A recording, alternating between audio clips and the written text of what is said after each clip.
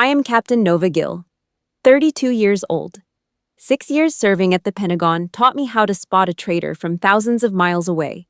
Yet it left me blind to the knives placed right on my family Thanksgiving table. That Saturday night, my 20-pound rucksack slipped from my hands, thudding hard against the oak floor.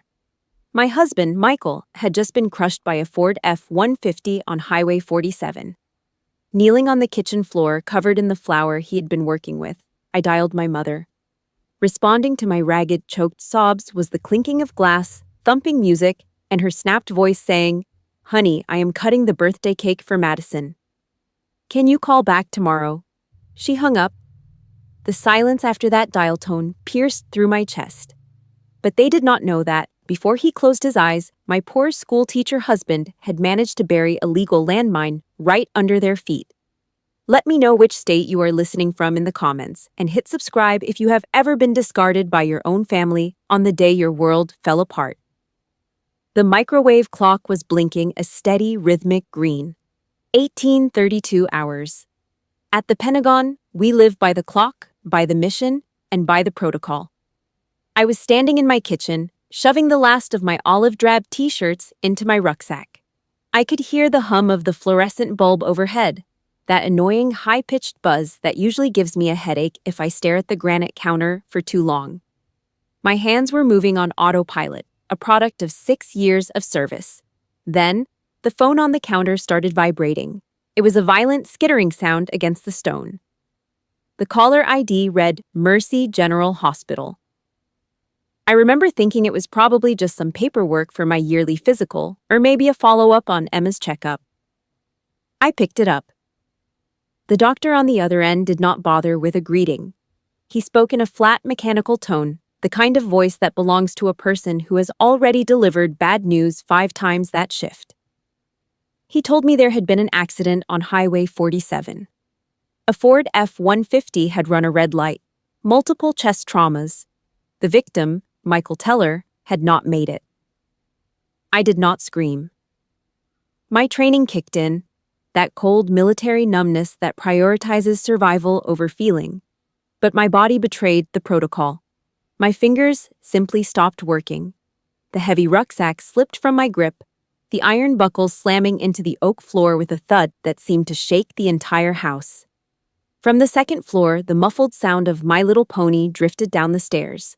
My daughter, Emma, was standing at the edge of the hallway, clutching her worn-out teddy bear. She did not say a word. She just watched me.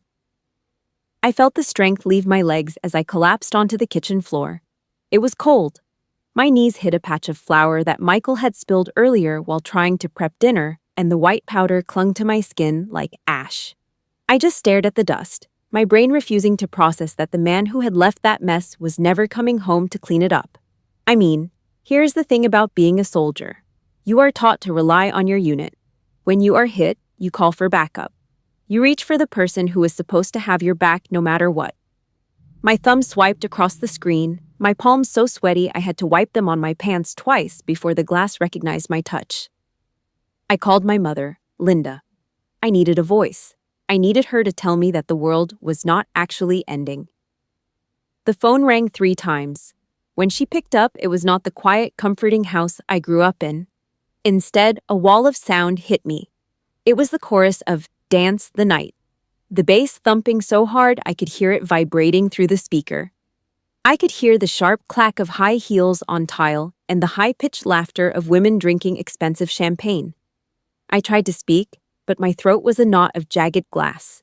I managed to choke out his name. "Mom," I said, "Michael is gone. A car hit him. He's dead." I waited for her to drop the phone. I waited for the music to stop. Instead, Linda's voice came through, and it was not trembling. It was sharp. It was annoyed. She sounded like I was an unwanted telemarketer calling during a business meeting. "Honey," she snapped, "it is so loud here I can barely hear a word you are saying. I am right in the middle of cutting the birthday cake for Madison. All her friends are here, and the photographer is waiting." I felt the air leave my lungs. I slammed my fist into the kitchen floor, my voice cracking as I screamed into the receiver. "Mom, my husband is dead." There was a 2-second silence. Just 2 seconds where the party noise seemed to fade into the background. I heard the distinct clink of glass against glass, a toast being made. Then, I heard her sigh.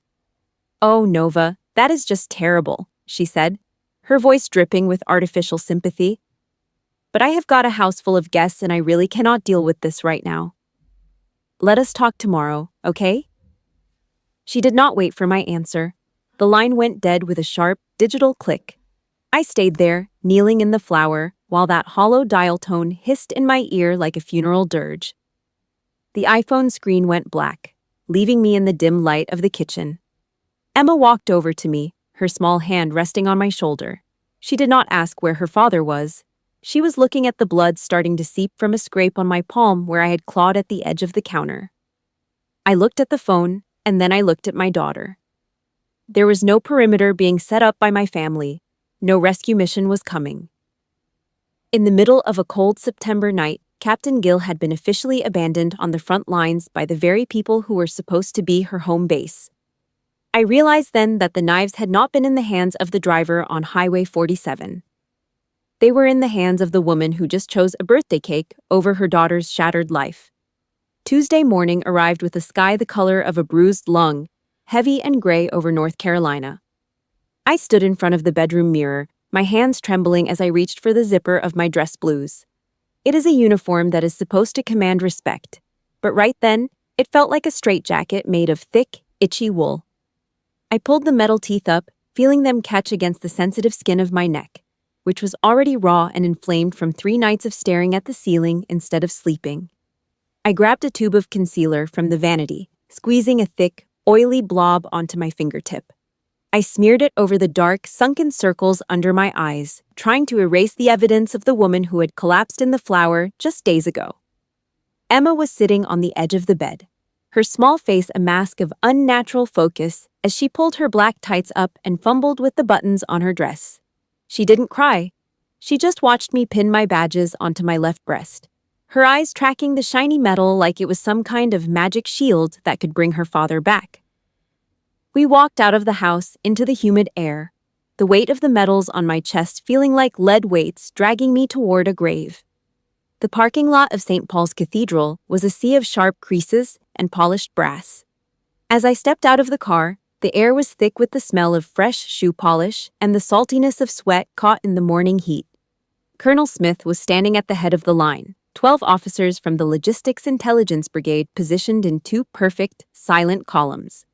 They didn't move a muscle, but when I walked past, their eyes held a level of recognition that no civilian could ever understand. Smith stepped forward, his large calloused hand gripping my shoulder with a strength that felt like the only thing keeping my bones from turning to dust. He didn't offer any of those empty, hollow platitudes about Michael being in a better place or it being God's will. He just gave me a short, firm nod, his way of telling me that his unit was my security perimeter now, and that I wasn't walking into that church alone. It was a strange, bitter comfort to realize that these men and women, people I had served with in Kabul and DC, were more of a family than the people who shared my DNA. Walking down that long mahogany aisle was the hardest march of my life. The church was cold, the air smelling of old wood and the faint, lingering scent of incense from a previous service.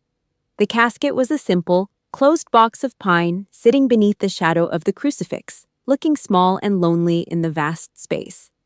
I kept my head high, but my eyes couldn't help but drift toward the very first row on the right side. It was the section marked with the "Reserved for Family" placards in bold, black ink. There were 3 red velvet cushions sitting there, and they were completely, offensively empty.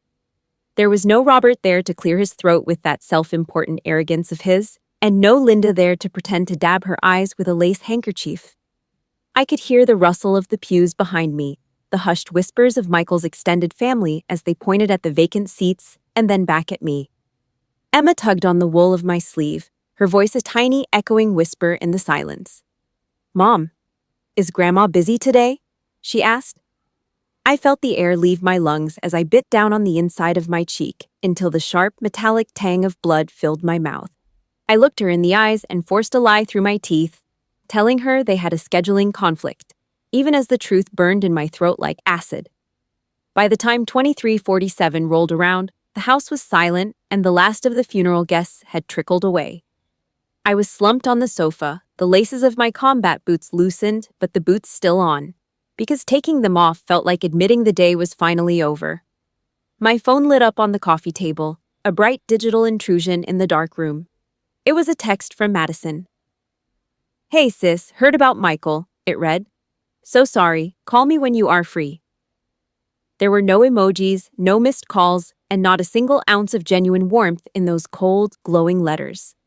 I felt a sick knot form in my stomach as I opened Instagram, my thumb hovering over her profile. Her latest story had been posted just 2 hours earlier. It was a video of her in a neon-lit club, holding a bright red margarita and laughing as she leaned into a group of her friends. The caption underneath was a jagged blade to my heart. 28 years young. Thank you, Mom and Dad, for sponsoring the whole party. So lucky to have a real family. I could almost hear the thumping bass of the music through the screen, the same music Linda had used to drown out my husband's death just days before. I didn't cry this time. I stood up, my jaw tight, and hurled the phone against the living room wall with everything I had. It hit the drywall with a sickening crack, the glass screen shattering into a spiderweb of jagged lines that looked exactly like my life. I stared at the broken device, realizing that the people who were supposed to be my home base had just officially declared war. Have you ever felt like a stranger at your own tragedy because the people who were supposed to love you most decided they had something better to do? It is a special kind of pain when your blood relatives turn their backs while the rest of the world is showing up for you. If you have ever had to build your own family from scratch because the one you were born into failed you, please hit the like button and drop a heart in the comments to let me know I am not alone in this trench. Your support means everything as I tell the rest of this story. 3 days after the funeral, the doorbell rang with a persistent, rhythmic aggression that set my teeth on edge. I pushed the security bolt back, half expecting a neighbor with a casserole or another fellow officer checking in on my perimeter. Instead, I found the 3 people who shared my blood but none of my grief. Robert, Linda, and Madison stood on my porch, and not a single one of them was wearing black. Madison was sucking loudly on an iced macchiato from Starbucks, her eyes hidden behind oversized sunglasses as she scanned the crown molding of my entryway. She didn't offer a hug or even a nod. She just pushed past me, her fake eyelashes fluttering as she looked at my leather sectional. "Nice place," she said, her voice dripping with a casual, oily envy. Michael really kept this hidden, didn't he? They didn't bring food. They didn't bring comfort. They just marched into my living room and sat in the very chairs Michael used to sit in while he read to Emma. The smell of Madison's cheap vanilla perfume flooded the room, clashing with the faint, lingering scent of the incense I had burned that morning to calm my nerves. Robert didn't waste time with a preamble. He slammed a brown expansion folder onto the glass coffee table, the sound echoing through the house like a gunshot. He leaned forward, his elbows resting on his knees as he fixed me with that narrow, patronizing stare he had used my entire life. "Look, Nova, we need to talk business," he began. "I know how the military works. Between the SGLI life insurance and the death gratuity, you're looking at upwards of $500,000. You're a captain, a soldier. Your head is full of guns and grit, not spreadsheets. You aren't equipped to handle a windfall like this. You'll blow it on something stupid or let some predator take it from you." Linda reached out and patted the back of my hand, her voice sweet as sugarcane, but just as hollow. "Family has to look out for each other, honey," she said. "Madison is trying to get her life on track. She needs $200,000 for that nail salon franchise she's been talking about. Think of it as Michael investing in the family legacy." It was systematic gaslighting at its finest, telling me I was too incompetent to manage my own husband's blood money while they were already dividing up his remains before the grass had even started to grow over his grave. I felt the heat rise from my chest, a slow-burning fuse that reached all the way to my temples. The room seemed to narrow until the only thing I could see were their greedy, expectant faces. I stood up so abruptly that my armchair skittered backward against the floorboards. I didn't raise my voice, but I used the tone I reserved for subordinates who had compromised a mission. "Get out," I said, pointing my finger directly at the front door. Robert's face turned a mottled purple as he puffed out his chest. "What is that attitude?" he spat. "Are you really going to be that selfish? You're going to sit on all that cash while your own sister struggles?" I stepped toward him, snatched his brown folder off the table, and shoved it hard against his chest. "That money was bought with my husband's life," I told him, my voice trembling with a cold, focused rage. "It is not a startup fund for a girl who can't even hold down a job at a mall. You will leave my house right now, or I will call the base MPs to escort you off this property." They scrambled out of the house, huffing and throwing insults over their shoulders. 2 hours later, my phone chimed. Madison had already posted to Facebook, "Sometimes family turns their back on you when you need them most. Money truly blinds people to what matters." The irony was a jagged pill I refused to swallow. The next morning found me in the office of Gerald Harrison, a man who had been Michael's lawyer and friend for a decade. The office was quiet, smelling of old parchment and expensive tobacco. Harrison didn't look at me with pity. He looked at me with the solemn respect of someone holding a secret weapon. He pushed a different brown folder across the polished oak desk toward me. Inside was not a legal brief, but a handwritten letter on lined yellow paper. I recognized the blue ink immediately. It was Michael's messy, hurried scrawl. "Nova, if you are reading this, it means I'm not there to stand between you and the vultures," the letter began. "You are the best officer I've ever known, but you are far too soft-hearted when it comes to your parents. I know they will try to pick you clean the second I'm gone. That is why I set up an irrevocable trust 2 years ago. Every cent of our assets, the insurance, and the house is locked tight for you and Emma. They can't touch a dime of it." A tear hit the page, blurring the blue ink as I read the final line. "There is a small envelope attached for Emma. Don't open it yet. Let her fire that shot only when they have you backed into a corner." Even from the grave, Michael had anticipated their moves. He had wrapped a bulletproof vest around me and my daughter before he ever left the house that final morning.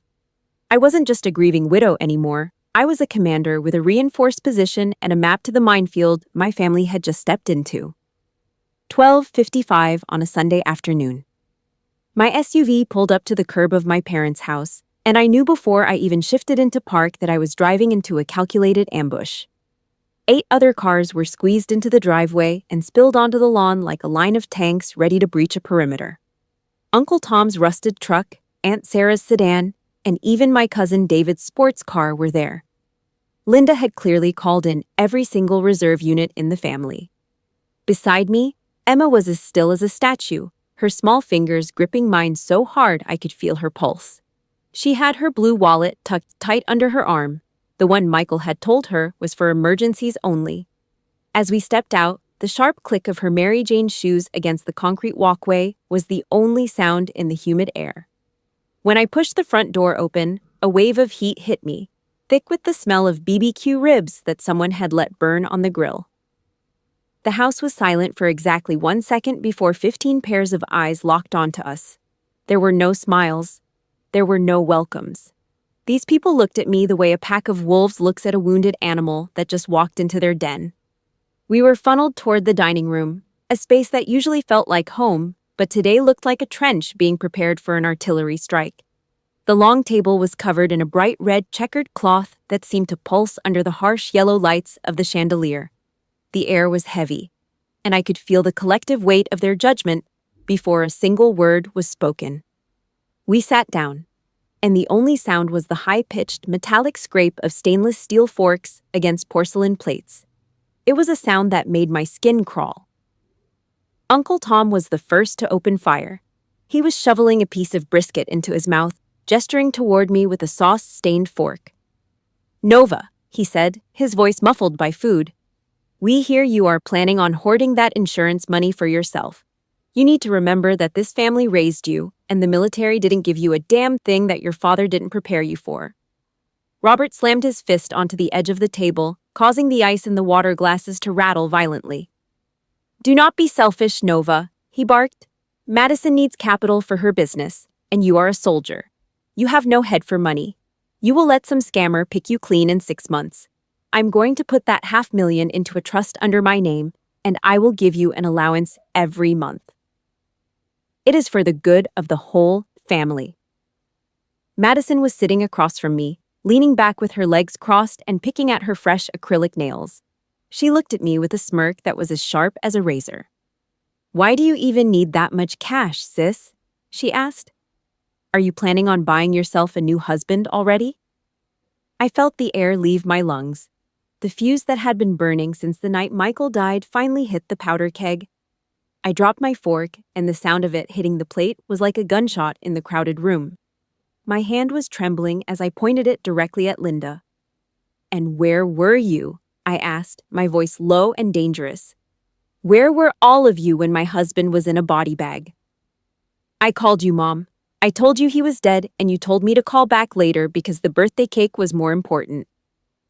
Linda turned a pale, sickly shade of gray. Madison slammed her own hand on the table and stood up. Her face twisted in rage. "Are you seriously still on that?" she screamed. "It was my birthday. You wanted the whole family to ruin my night just because your lowlife teacher husband couldn't stay in his own lane?" The room erupted. Everyone was shouting at once, a cacophony of insults and accusations that turned the dining room into a slaughterhouse for my dignity.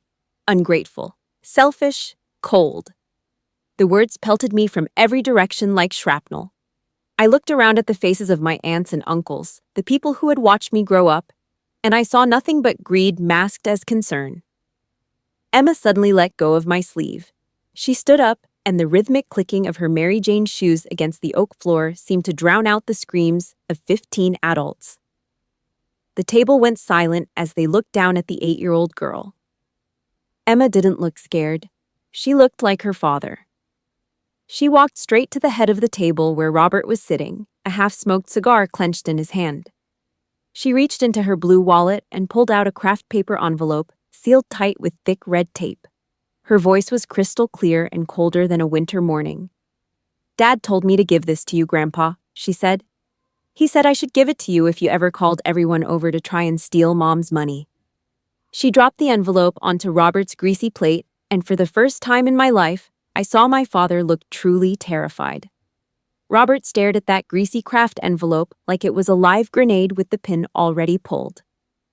I watched a bead of cold sweat break out on his forehead, tracking down a deep wrinkle by his temple.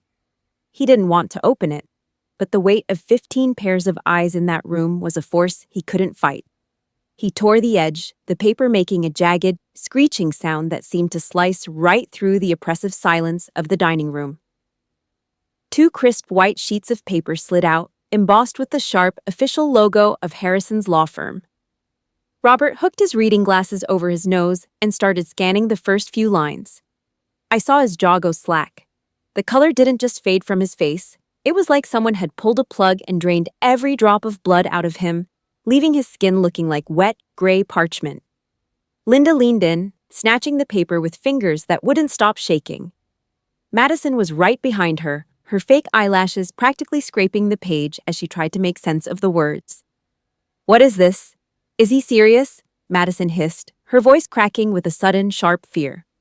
I just stood there with my arms crossed, feeling the cold, hard weight of my own heart. "Read it out loud," I said, my voice steady as a countdown clock. "Don't skip a single word."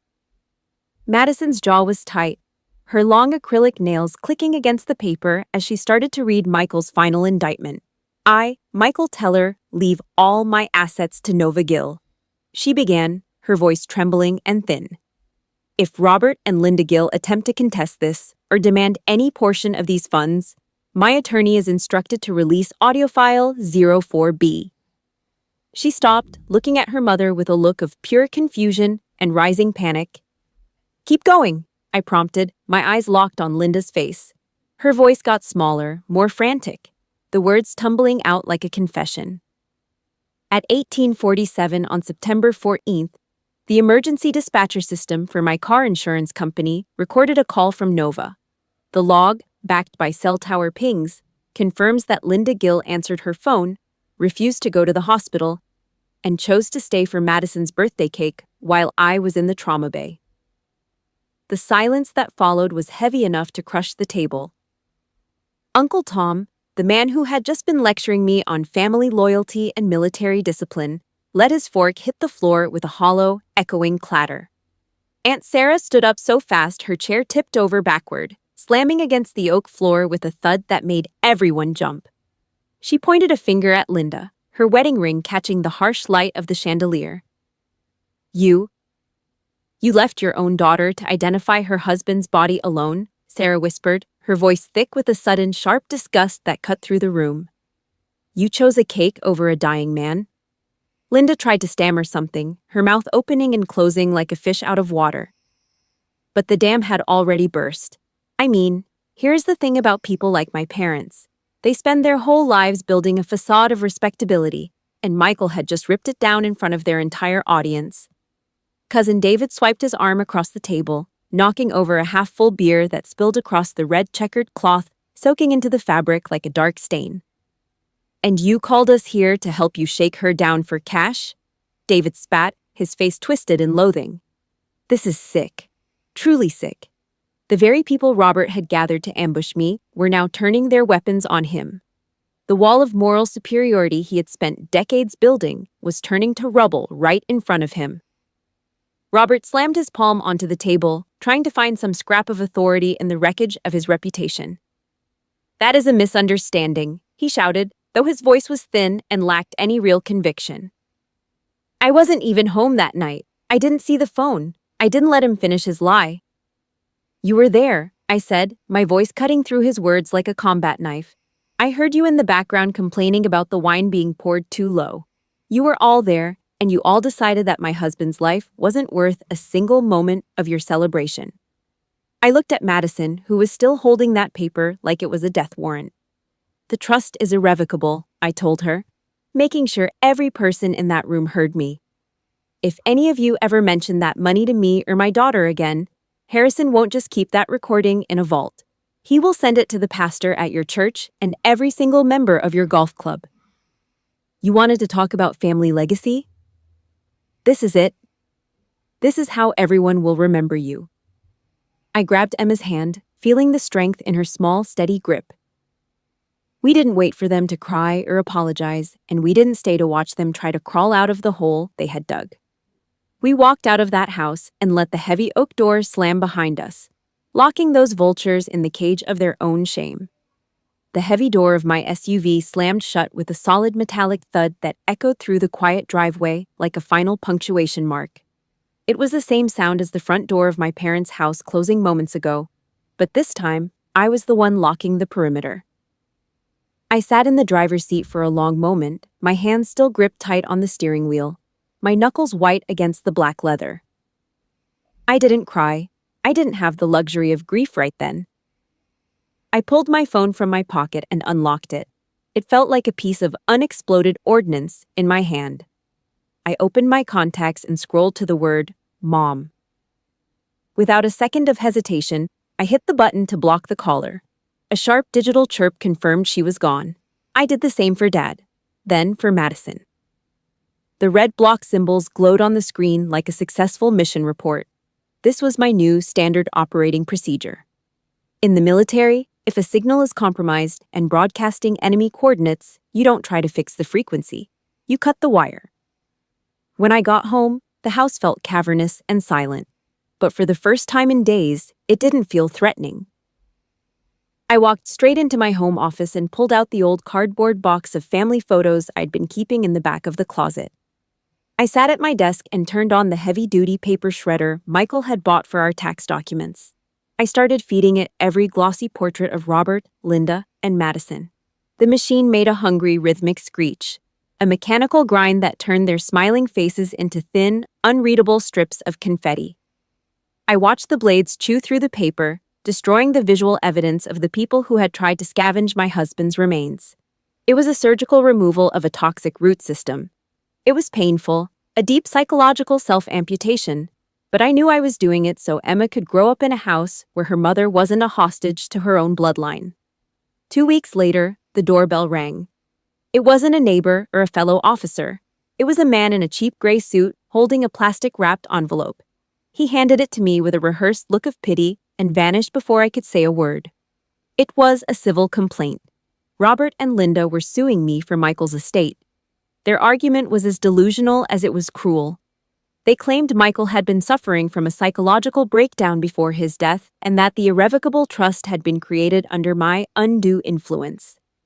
They were trying to use the American legal system as a weapon of exhaustion, hoping the cost of lawyers would bleed me dry until I surrendered Michael's insurance money to fund Madison's nail salon fantasies.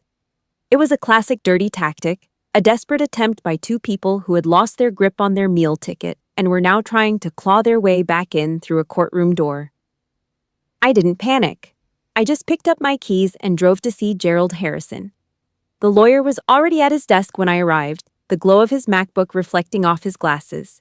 He didn't look worried. In fact, he looked like he had been waiting for this very move. He told me that Michael had anticipated their greed years ago. Harrison tapped a few keys and a printer in the corner began to whir. He handed me a stack of medical records with bold red stamps from the Department of Defense. It was a clean bill of mental health, certified by a military flight surgeon, dated just 3 weeks before the accident. Michael had gone for a full evaluation specifically to ensure his trust was bulletproof. We didn't just file a defense, we fired back with a countersuit for malicious prosecution.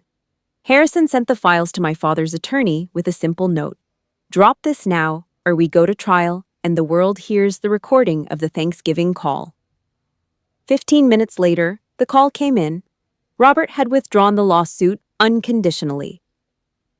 The legal fortress Michael built had held firm. But the real punishment didn't come from a judge.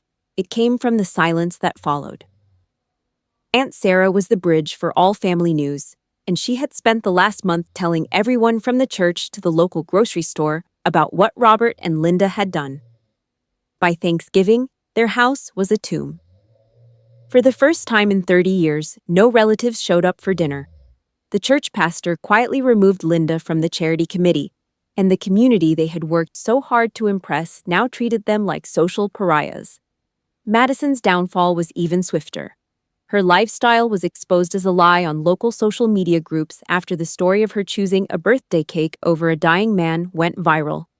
She was fired from her job and evicted from her luxury apartment when her credit cards were declined.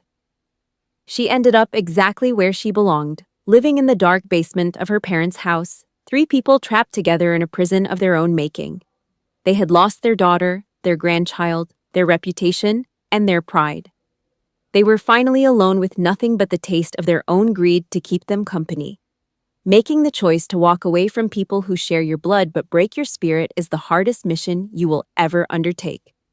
It is not about revenge, it is about building a steel wall around your peace so the next generation doesn't have to bleed for your mistakes. If you have ever had to make the agonizing decision to go no contact with a toxic family member to save your own life, please hit the like button and share your strength in the comments. Tell me how long you have been free. Your story might be the signal someone else needs to find their way out of the woods. Subscribe to follow along as I show you how Emma and I finally found our true home. 3 months after I finally cut the wire on the toxic frequencies of my old life, I found myself sitting in a quiet, sterile office at the VA. The air smelled of industrial cleaner and the faint, toasted scent of laser-printed paper. Rachel, a retired master sergeant with eyes that had seen too many deployments, pushed a black leather notebook across the mahogany desk toward me. "Everything is locked down, Nova," she said, her voice a calm anchor in the sea of my lingering anxiety. I opened the book, my fingers tracing the smooth grain of the cover. Inside, the financial ammunition for my future was laid out in cold, hard numbers.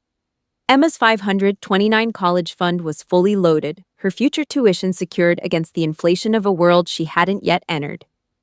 The irrevocable trust Michael had fought to protect was tied into long-term government bonds, generating a steady, quiet heartbeat of compound interest. I thought back to my father's face, red, bloated, and screaming that a soldier's brain couldn't handle money. He was wrong. I wasn't just a soldier. I was an intelligence officer trained in logistics and resource management. I had built a financial bunker that no family member could ever breach with a lawsuit or a guilt trip. That Friday afternoon, I moved from the financial battlefield to the psychological one. I sat across from Dr. Martinez, a woman whose office always seemed to be bathed in the soft, pale yellow light of a fading North Carolina sun. A cup of chamomile tea sat between us, the steam curling upward like a ghost. For 30 years, I had carried the weight of being the difficult one, the cold one, the one who never did enough to earn a seat at the head of the table. I didn't cry when Michael died, not really. But sitting in that green velvet chair, I finally broke. The sobs came from somewhere deep in my marrow, a jagged release of 3 decades of suppressed hurt. Martinez didn't look away. She just tapped her pen against her own notebook and gave me the diagnosis I hadn't known I needed. "Nova, you were the scapegoat," she explained, her voice gentle but firm. "In a family like yours, someone has to be the repository for everyone else's failures." Madison was the golden child, the one who could do no wrong because she was the shield they used to hide their own inadequacies. You weren't hated because you were bad. You were hated because you were strong enough to remind them of what they lacked. You aren't broken, Nova. They were just blind. The realization felt like a mine being safely detonated in a controlled environment. I started looking for ways to ensure that the shrapnel of my past didn't hit Emma. I signed her up for piano lessons at a local conservatory, a place filled with the smell of old wood and the intermittent, hesitant plinking of children learning their scales. One afternoon, as I sat in the sun-drenched hallway, I watched through the glass partition of her practice room. Emma wasn't wearing those stiff Mary Jane shoes that Robert loved so much, the ones that clicked like a soldier's march on the floor. She was in a soft, floral cotton dress, her small fingers dancing across the black and white keys with a messy, joyful curiosity. She wasn't playing for an audience, she was playing for herself. Michael had always wanted this for her. He wanted her to have a voice that didn't have to scream to be heard. I realized then that I was doing more than just protecting our bank account. I was extinguishing the fire of a multi-generational cycle. I was making sure that the toxicity of the Gill bloodline ended with me. 8 months after the Ford F-150 tore my world apart, I sat in my kitchen late at night. The house was still, the only sound the low hum of the refrigerator. I opened that same black leather notebook, but I didn't look at the spreadsheets. I picked up my old tactical pen and pressed the tip hard against the white paper. I began to write a sitrep, a situation report, to the only man who had ever truly seen me.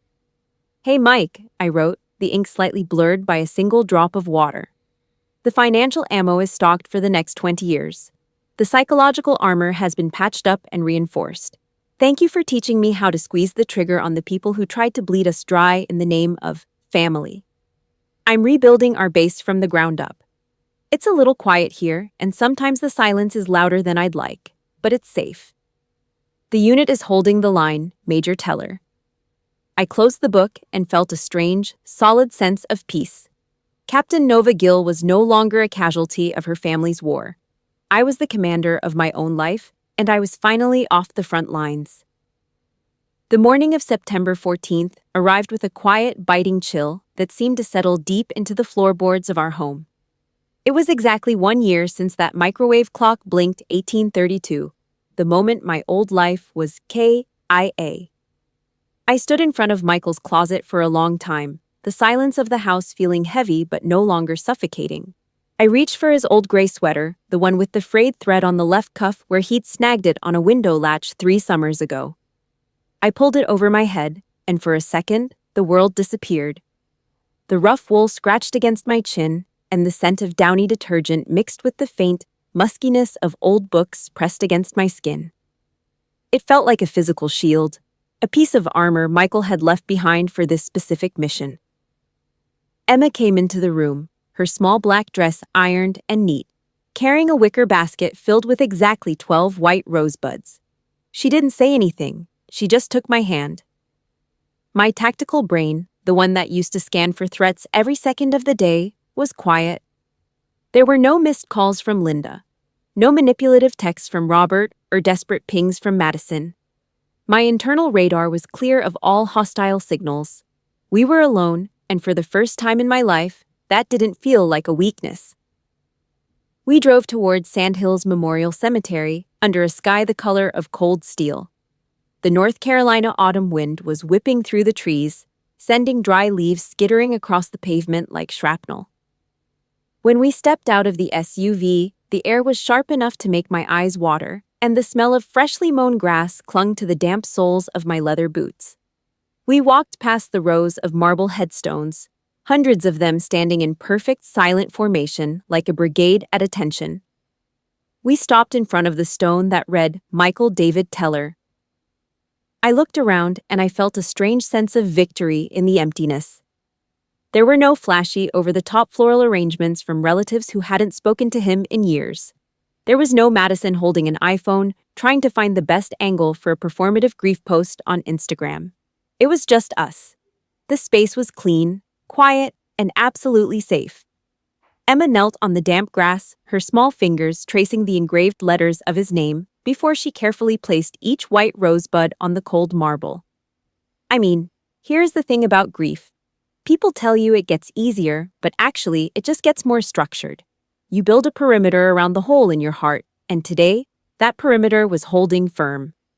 I stood at the foot of the grave, my back straight and my heels clicking together with a sharp, military snap. I placed my hand over my heart, feeling the scratchy wool of Michael's sweater under my palm. It was time for the annual sit-rep. "Annual sit-rep, Michael," I whispered, my voice caught in the wind but steady. "The base is secure." Emma just pulled an A in her advanced math class. "The education fund has seen an 8% return this quarter. The enemy has been neutralized, disarmed, and successfully pushed back beyond our borders.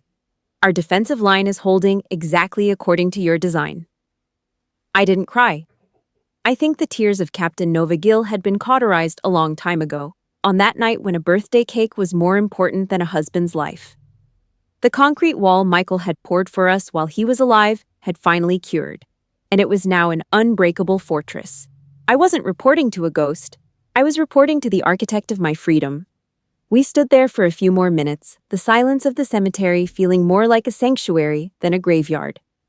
As we turned to head back to the parking lot, I saw them. I stopped in my tracks, my hand instinctively tightening on Emma's shoulder. Standing by the hood of my SUV was Colonel Smith and 3 women I recognized as the wives of the officers from my old unit. They weren't there for a photo op. They were leaning against the car, holding steaming paper cups and a grease-stained box of donuts. Brenda, a woman who had lost her own husband 2 years ago, walked toward me and shoved a scorching hot cup of black coffee into my hands. "It is cold out here today, Captain," she said, her voice rough and kind. "Drink this." They didn't ask if I was sad. They didn't mention the blood relatives who had deserted us at the first sign of trouble. They just stood there, a human wall of shared history and unspoken understanding.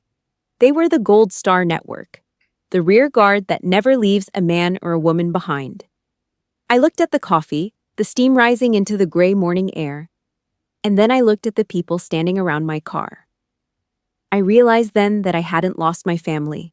I had just traded a toxic bloodline for a chosen brotherhood that knew the true cost of loyalty. This was the real rear guard. This was home. It was the second Sunday in May, Mother's Day. The air inside the base PX supermarket was chilled to a crisp artificial temperature, smelling faintly of floor wax and industrial-strength sanitizer. I was standing in the checkout line, the harsh white fluorescent lights humming overhead in a way that felt like a low-frequency interrogation. My cart was filled with the basics: milk, eggs, and a box of the chocolate chip cookies Emma liked. Suddenly, my phone began to vibrate violently against the hard plastic of the bagging area. The screen didn't show a name, just a string of 10 digits I hadn't seen in months. But the second I opened the message, that familiar, high-pitched tone of manipulative grace practically leaked out of the speakers. It was Linda. The text was a masterpiece of hoovering, that tactical attempt by a narcissist to suck you back into their orbit once they realize they've lost control. "Nova," it read. "I know we've had our misunderstandings, but today is Mother's Day.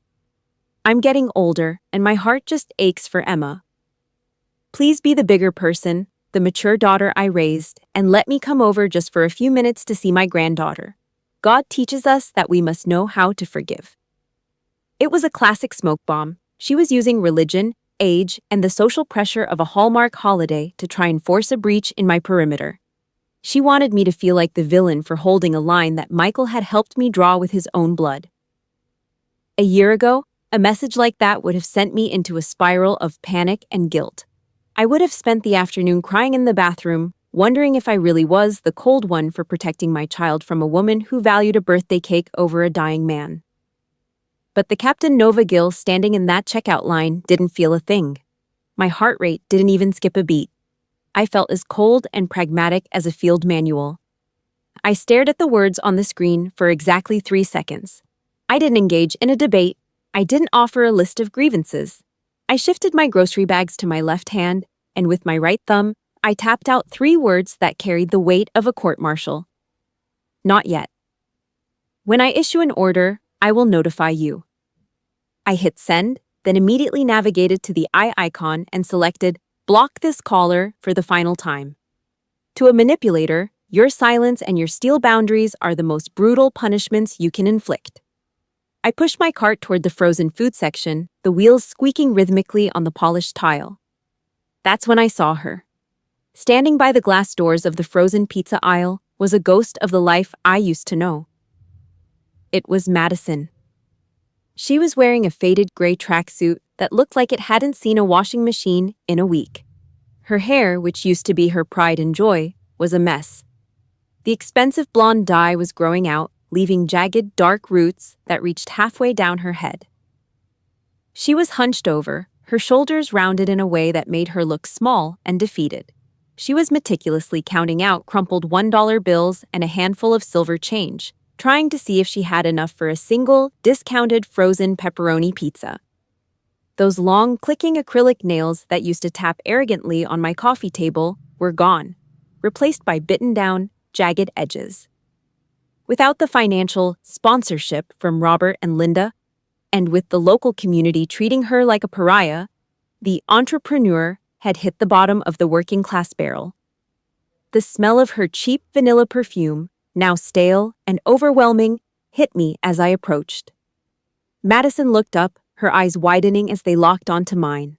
Her jaw dropped, and for a second I saw the old spark of entitlement flicker in her gaze. She took a half step forward, her hand reaching out as if she expected me to reach back. Nova, please, she stammered, her voice thin and desperate. She reached out toward the handle of my grocery cart. I didn't blink. I didn't scream at her. I didn't even give her the satisfaction of a look of pity. I simply yanked my cart to the right, the tires screeching against the floor, and walked right through the space where she stood as if she were made of air. I looked straight ahead, my boots thudding with a heavy, military precision on the floor as I headed for the exit. For a woman like Madison, being treated as a non-entity, a complete and total zero in the eyes of the person she once looked down upon, was a life sentence of shame. I didn't need to fire a single shot to win this war. I just had to stop acknowledging that she ever existed. Sunday afternoon in April has a way of pouring honey-colored light through the kitchen windows, casting long, barred shadows across the oak floorboards that Michael once promised to refinish. Emma is standing on her stool, her small hands buried deep in a bowl of pale white flour and softened butter. She's kneading the dough with a rhythmic, focused aggression, and a smudge of white powder has already found a permanent home on the tip of her nose. Her laughter's bright and unfiltered, bouncing off the cream-colored walls in a way that makes the house feel alive again. I am leaning against the refrigerator, just watching her, taking a slow sip of black coffee.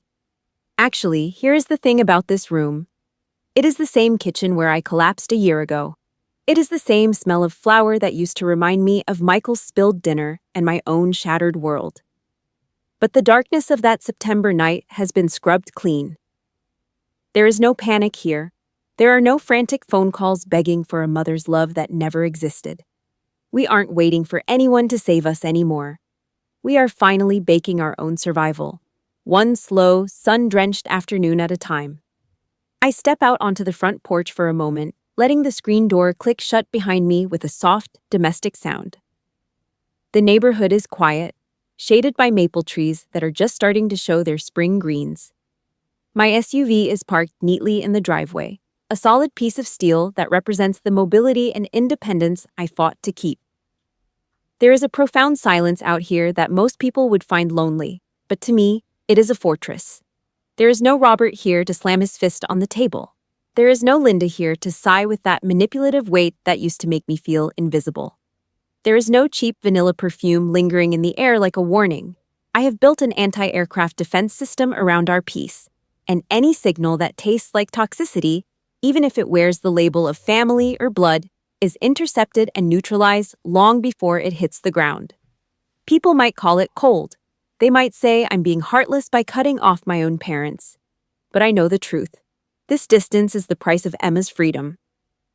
I sit down on the top step and pull the black leather notebook from my jacket pocket.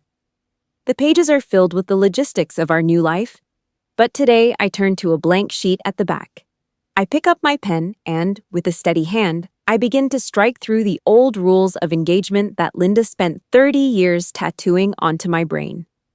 I cross out the lines that told me I had to be the bigger person, that I had to endure the bite just because the mouth belonged to a relative. I turn the page and write a new code of conduct for my soul. I write that boundaries are not a punishment, they are armor. I write that amputating a necrotic limb isn't an act of violence. It is a surgical necessity to save the rest of the body. I realized sitting there in the sun that I was never the broken one. I was just a woman trying to find her footing in a house built on shifting sand. Now, I have my own ground. I stop writing for a moment and look up at the vast, clear blue sky over Fayetteville. I'm no longer scanning the horizon for an apology that is never coming. I don't need Robert or Linda to certify that I'm a good daughter, or a good mother, or even a good soldier. Captain Nova Gill pinned her own Medal of Honor onto her chest the moment she chose her daughter's future over her family's past.